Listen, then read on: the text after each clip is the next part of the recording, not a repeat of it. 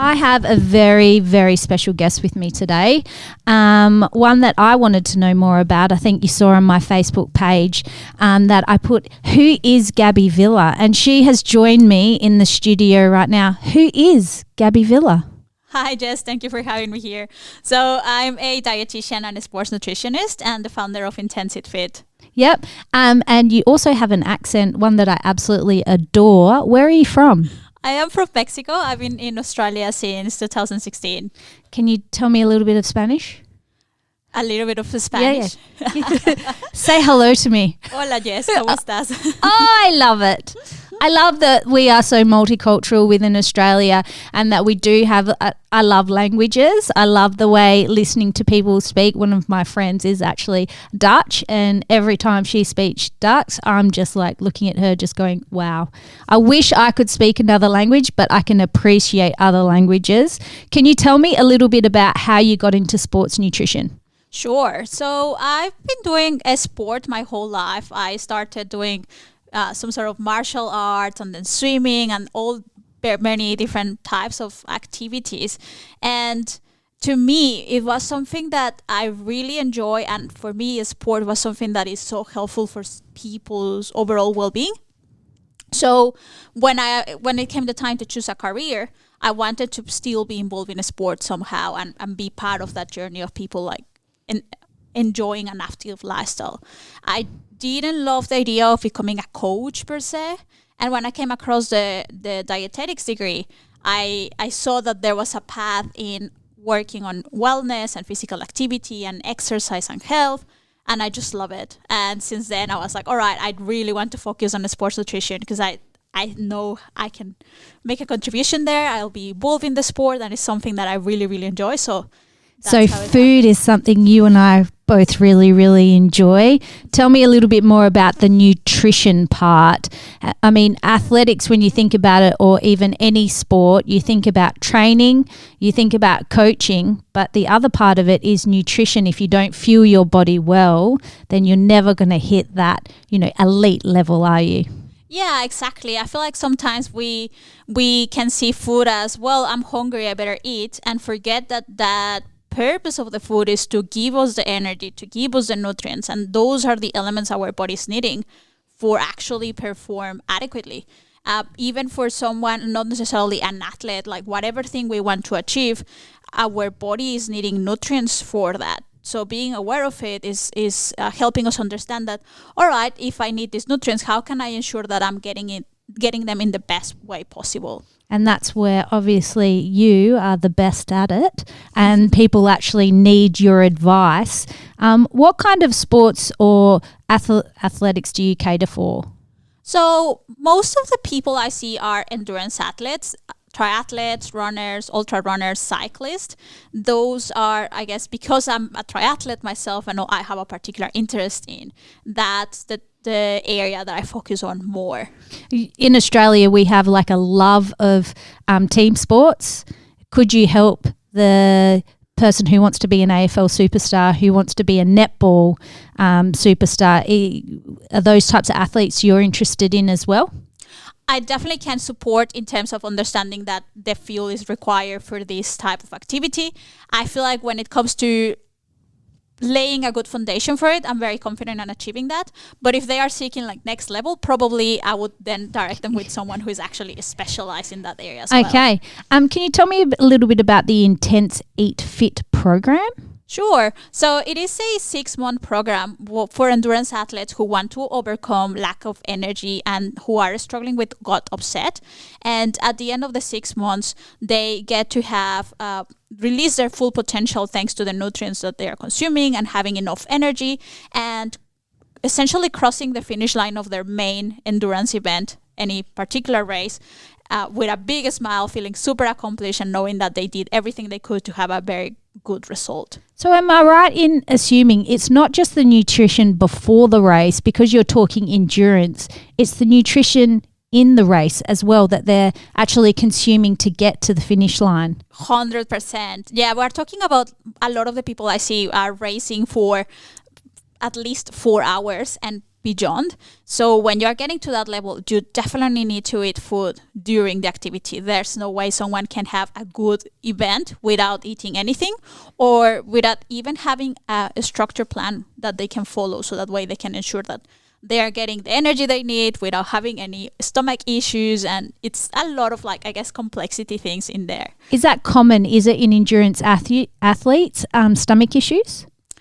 The longer the race, the more common these issues can become, because they are getting more and more food, and they are their body is going through such a strenuous activity and effort that makes it hard to be processing all these things. Okay. I wasn't aware of that. I did actually make the connection between the fact that, if it's endurance race, they're going to have to consume nutrients. Are we talking, can I say, protein shakes or things like that, or are you talking whole foods? It depends when we're going to use them. If it's going to be during the event, there are different products that are carbohydrate based. That's what most people will need predominantly. So there's a energy gels, for example. So it's a small pouch that is full of, I don't know if you want to think of it, it's not necessarily like honey, but it's like something like that. It's very thick, and it's essentially giving people sugar that they can absorb very quickly and carry with them something small. Also a sports drink, such as the more common ones, Gatorade, Powerade, and things like that. And there are others a little bit more sophisticated, I guess, where people are getting even more energy from them. So that's two of the main things people will consume. There's also energy bars. There are people who prefer food, so they can prepare their own sandwiches or bars or raw balls or things like that. Yes. But the majority get some products as well. Can you name drop a few of the athletes that you're working with at the moment that are quite high profile, that have achieved great things? Because I'd imagine that you obviously work with a lot of athletes that are achieving great things. Sure. So in the ultra endurance world, I am working with Phil Gore. He right now is holding the Australian record for. It's the format of the race is a backyard, so they need to do laps, 6.7k. This is a lap, and they need to run every hour. I believe he has run for 48 hours in terms of doing that. Wow. And, he has the record on that, and also with Nick Thompson, who was the triathlete of the year in WA in 2020. Oh, awesome. Well, go those people. I'm cheering for you. Your love of food. Obviously, one of my loves is Mexican food. But obviously, culturally, you would know a lot more in terms of Mexican food. Tell me a little bit about how you eat. I try and eat, first of all, looking for things that, because I have this nutrition mindset of looking for things that are balanced. So most of my meals, at least breakfast, lunch, dinner, will have some sort of carbohydrate, protein, fat, and vegetables or fruit, all of them. But on top of that, for me, is super, super important that is also enjoyable. That is not something that is just boring and lame and it's lame or has it doesn't have any texture. It's fun to eat. Yeah, yes. Exactly. So it's something that is fun to eat, that is colorful, that is something that I'm looking forward to have. There are days where I may not have enough time to prepare it, so that's when the boring thing can come, or something that I need to cook very quickly. But in general, I'm trying to have different textures, different flavors, different colors, so that way I get to enjoy a variety of nutrients as well, and have a wholesome meal. Do you have any tips for people like me who occasionally are very time poor, but am feeding a family, and I'm very conscious that I want to give them the same? What you just said is that food isn't just something that they consume, that they enjoy, and they actually recognize that they are feeding their bodies, they are feeding their minds, and this is going to sustain them and give them energy and happiness, hopefully. Have you got any tips for me on what I should be cooking, what I should be including, anything that would be able to help me? Sure. So I believe, first of all, is involving, I guess, the family in terms of all right, let's talk about the ingredients that we all enjoy, or what are the sort of foods that we as a family like consuming.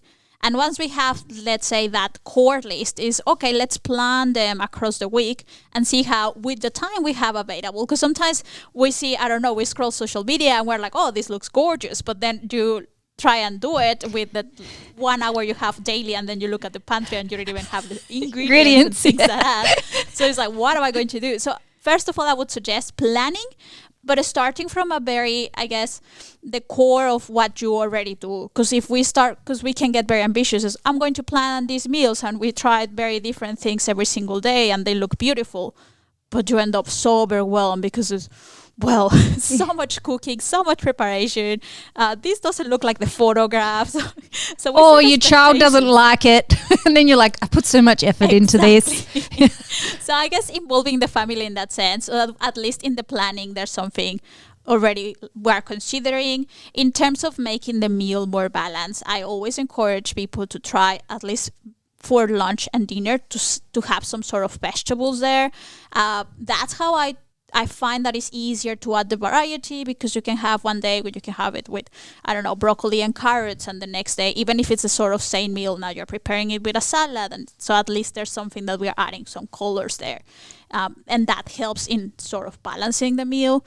There are other things that we can prepare, whereas the meal itself has the carbohydrate, the protein, the vegetables. Like, for example, homemade pizzas, to me those are perfect because you involve the family, you all have different ingredients to use, you can prepare your own, you can make it as colorful as you want.